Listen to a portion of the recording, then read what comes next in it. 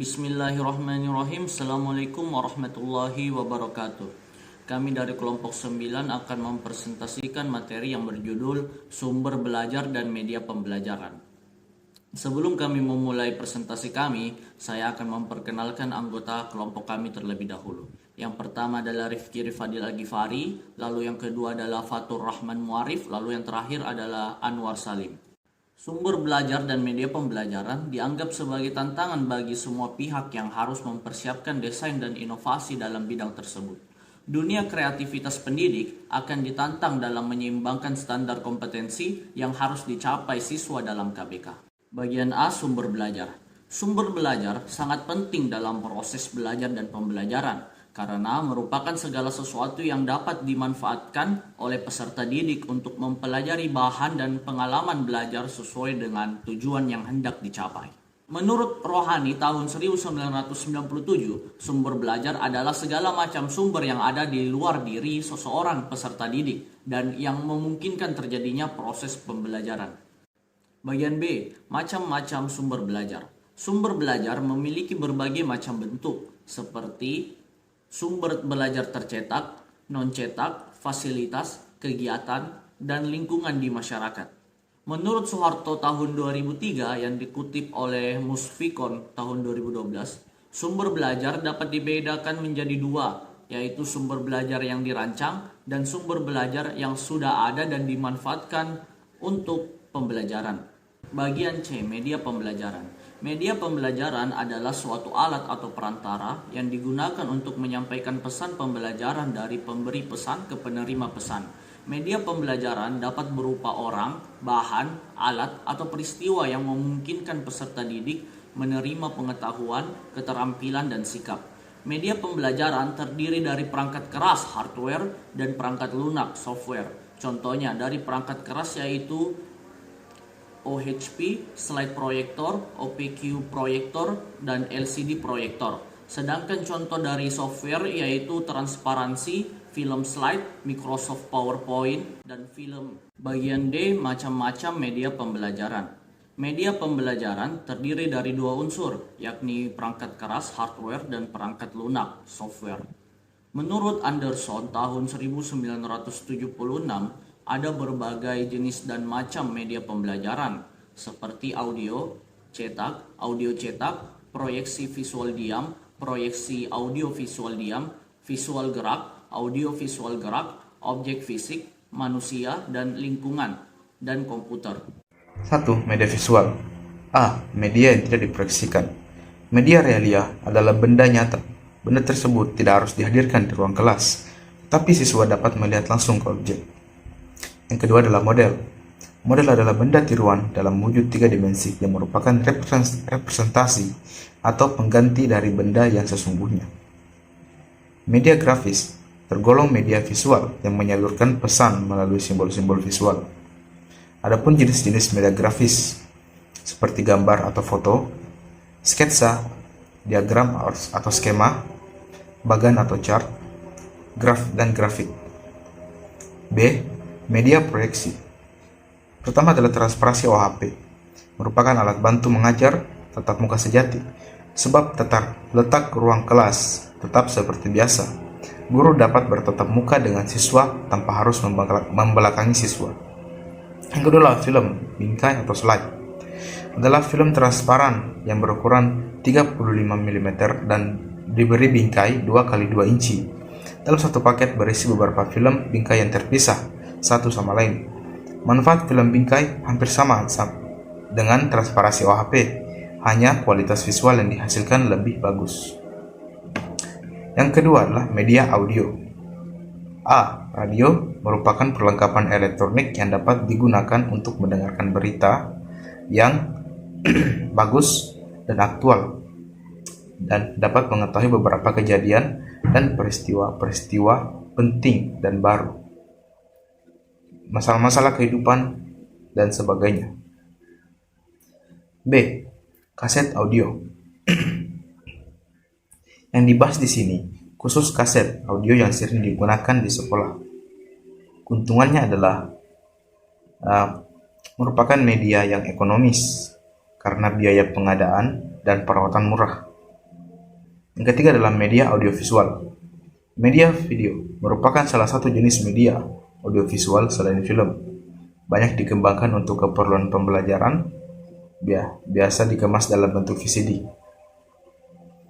B. Media komputer. Media ini memiliki semua kelebihan yang dimiliki oleh media lain. Selain mampu menampilkan teks, gerak, dan suara dan gambar, komputer juga dapat digunakan secara interaktif, bukan hanya searah. E. Pemetaan antara sumber belajar, media, dan alat peraga. Berikut ini penulis mencoba mendiskusikan kembali pemikiran-pemikiran pokok mengenai ketiga konsep di atas, baik antara sumber belajar, media pembelajaran, maupun alat peraga. Yang pertama adalah sumber belajar.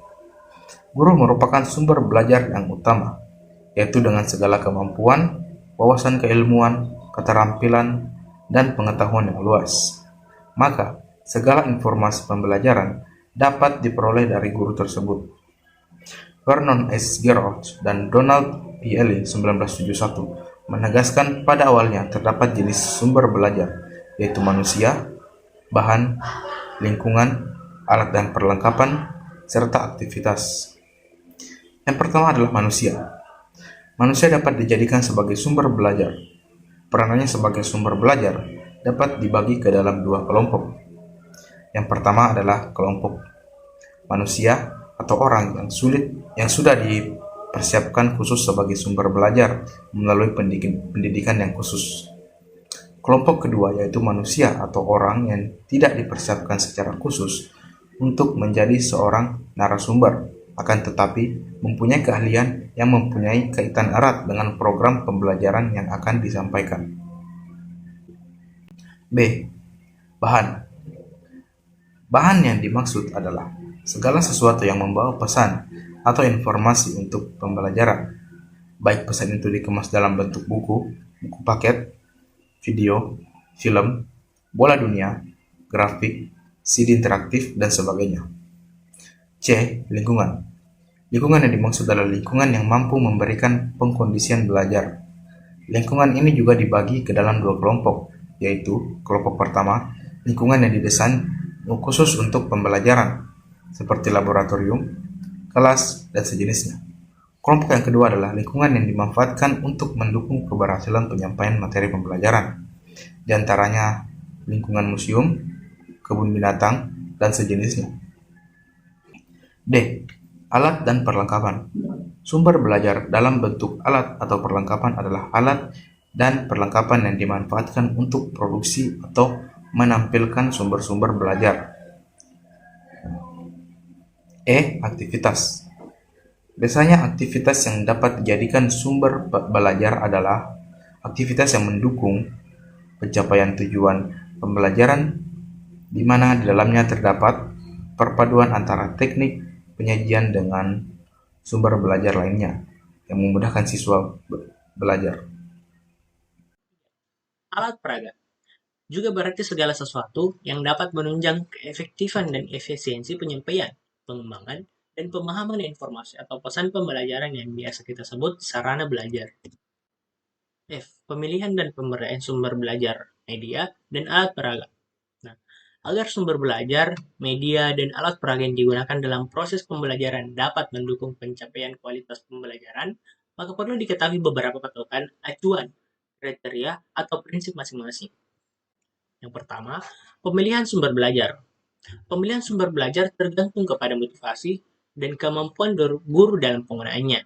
Selanjutnya akan ditentukan berdasarkan program pengajaran, kondisi lingkungan, karakteristik siswa, dan karakteristik sumber belajar. Kedua, pemilihan media pembelajaran mencakup kompetensi dasar, strategi pembelajaran, dan sistem evaluasi yang digunakan. Prinsip pemilihan media, yakni tujuan pemilihan dan karakteristik media.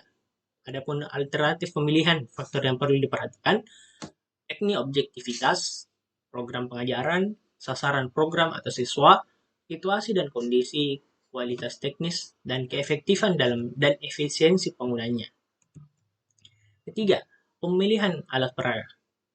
hal yang harus diperhatikan dalam pemilihan alat peraga ini kesesuaian alat pengajaran yang dipilih dengan materi pengajaran atau jenis kegiatan yang akan dilakukan oleh siswa.